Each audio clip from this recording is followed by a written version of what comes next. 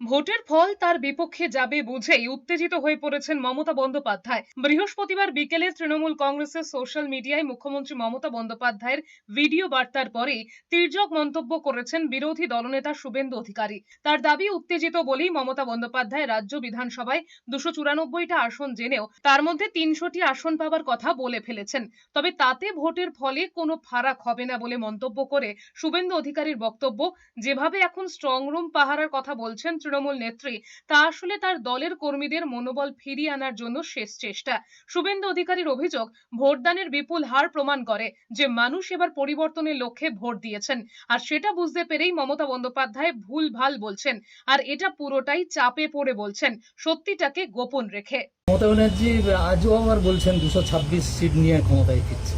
এমন 300 বলেছেন, 230 পেরিয়ে যেতে পারে। না বলেছে 300 পেলেও অবাক হব না। 300 কেন বলছেন, ঘুমানো দরকার না। দাদা, এত টেন্সড হয়ে যাচ্ছেন কেন?